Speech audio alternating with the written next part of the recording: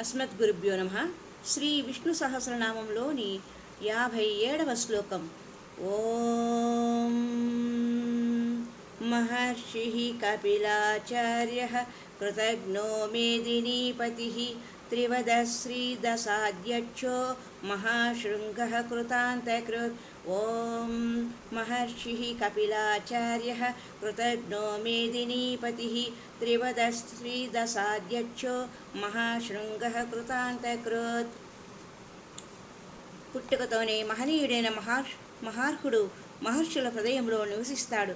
సమగ్రంగా వేదవాగ్మయాన్ని పరిశీలించి విశుద్ధమైన ఆత్మతత్వాన్ని సాంఖ్యరూపంలో నిరూపించిన మహర్షి కపిలాచార్యుడు. పుట్టుకతోనే మహనీయుడైన మహార్హుడు మహర్షుల హృదయంలో నివసిస్తాడు.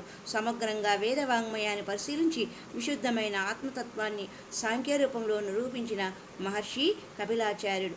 సాక్షాత్ భగవదంశతో అవతరించిన భాగవతోత్తముడు. సిద్ధులలో ప్రసిద్ధికెక్కిన కపిల మహర్షిని నేనే అని భగవంతుడు తన గీతలో చెప్పుకున్నాడు. ప్రపంచము ఒక మహారచన. ఇది భగవత్కృతమైన భవ్య మహాకావ్యం.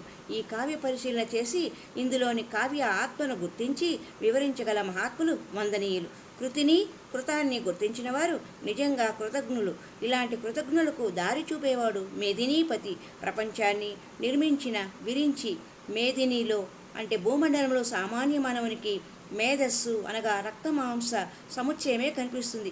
కానీ కృతజ్ఞతాభావంతో గమనించి చూస్తే ఆ మేధస్సుకు చేతస్సును ప్రసాదించే మేధస్సు కనిపిస్తుంది. మేదినీపతి గోచరిస్తాడు. ఆ మేదినీపతి 3 పాదాల్లో సంచరిస్తూ ఉంటాడు.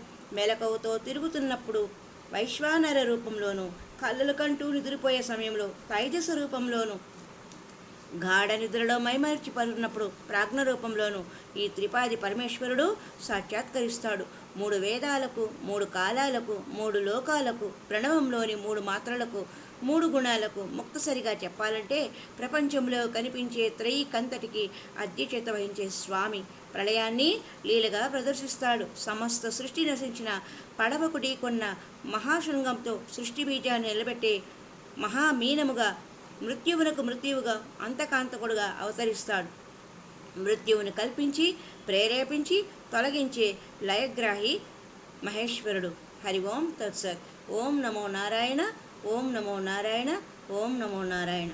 హరి ఓం తత్సత్.